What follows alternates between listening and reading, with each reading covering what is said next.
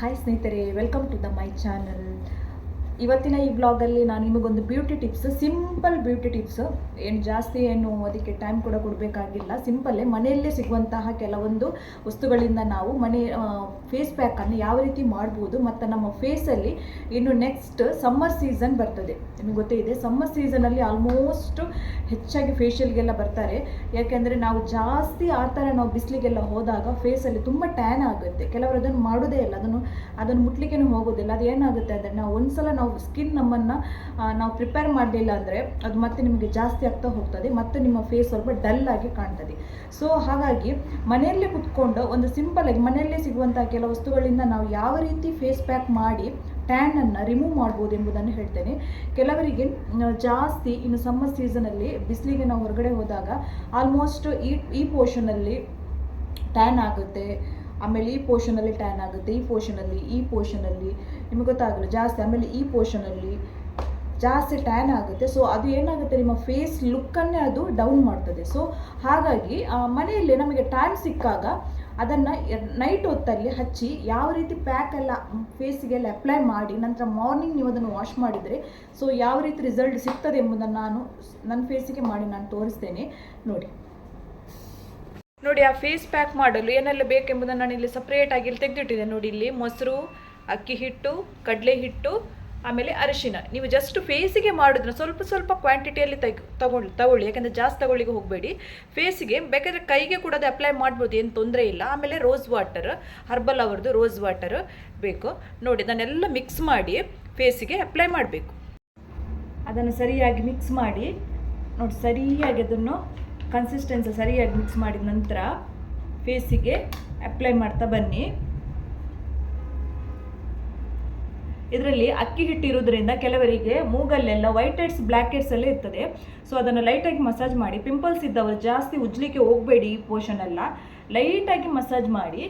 ನೋಡಿ, ಈ ಥರ ಅಂಡರ್ ಐ, ನೋಸ್ ಲೈಟಾಗಿ, ಮತ್ತು ಇಲ್ಲಿ ಕೂಡ ಅಪ್ಲೈ ಮಾಡ್ಬೋದು, ಏನು ತೊಂದರೆ ಇಲ್ಲ. ನೋಡಿ, ಈ ರೀತಿ ಲೈಟಾಗಿ ಮಸಾಜ್ ಮಾಡಿ. ಇದು ನೀವು ಹೆಚ್ಚಾಗಿ ನೈಟ್ ಹೊತ್ತು ಮಾಡಿ ಮಲಗಿರೋದ್ರಿಂದ ನಿಮಗೆ ನೆಕ್ಸ್ಟ್ ಡೇ ಅದು ಒಳ್ಳೆ ರಿಸಲ್ಟ್ ಸಿಗ್ತದೆ. ಸೊ ಡೇ ಟೈಮಲ್ಲಿ ಮಾಡಲಿಕ್ಕೆ ಹೋಗಬೇಡಿ, ನೈಟ್ ಮಾಡಿ ಮಲಗಿ. ಸೊ ಮಾರ್ನಿಂಗ್ ಎದ್ದ ತಕ್ಷಣ ವಾರ್ಮ್ ವಾಟ್ರಲ್ಲಿ ಫೇಸ್ ತೊಳೆಯಿರಿ. ಸೊ ಒಳ್ಳೆ ರಿಸಲ್ಟ್ ಸಿಗ್ತದೆ ನಿಮಗೆ. ನೋಡಿ, ಈ ರೀತಿ. ಯಾಕಂದರೆ ಸ್ವಲ್ಪ ತಿಕ್ಕ ಏನಂದರೆ ಸ್ಕ್ರಬ್ ಥರ ಇರ್ತದೆ, ಏನಂದರೆ ರೈಸ್ ಫ್ಲೋರ್ ಇತ್ತಲ್ಲ, ಸ್ವಲ್ಪ ಸ್ಕ್ರಬ್ ಥರ ನಮಗೆ ಫೀಲ್ ಆಗುತ್ತೆ ಕೈಯಲ್ಲಿ ಈ ಥರ ಮಸಾಜ್ ಮಾಡುವಾಗ, ಆಯಿತಾ.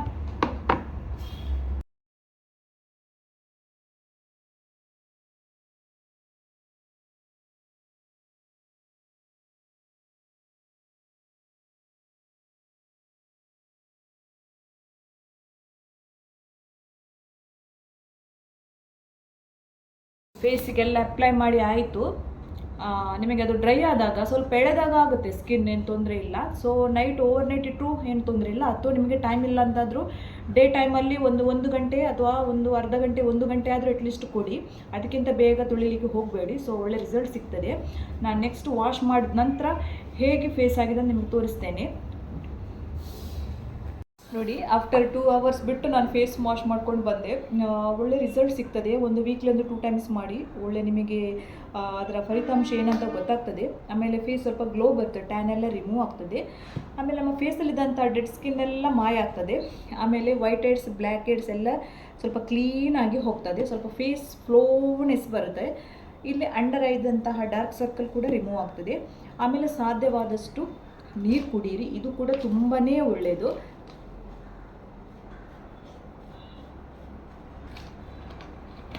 ಇನ್ನು ಸಮ್ಮರ್ ಸೀಸನ್ ಆಗಿರೋದು, ಸಾಧ್ಯವಾದಷ್ಟು ನೀರು ಕುಡಿಯೋದು ಕೂಡ ಸ್ಕಿನ್ನಿಗೆ ನಮಗೆ ತುಂಬ ಒಳ್ಳೆಯದಾಗ್ತದೆ. ಸೊ ಇವತ್ತಿನ ಈ ಬ್ಲಾಗ್ ನಿಮಗೆ ಇಷ್ಟ ಆಗ್ಬೋದು, ಯೂಸ್ ಆಗ್ಬೋದು ಅಂತ ಅನ್ಕೋತೀನಿ. ಹೊಸಬರಿ ಯಾರಾದ್ರು ನಮ್ಮ ಚಾನಲ್ನ ನೋಡುವವರಿದ್ದರೆ ಸಬ್ಸ್ಕ್ರೈಬ್ ಮಾಡಿ, ಹಾಗೆ ಸಪೋರ್ಟ್ ಮಾಡಿ.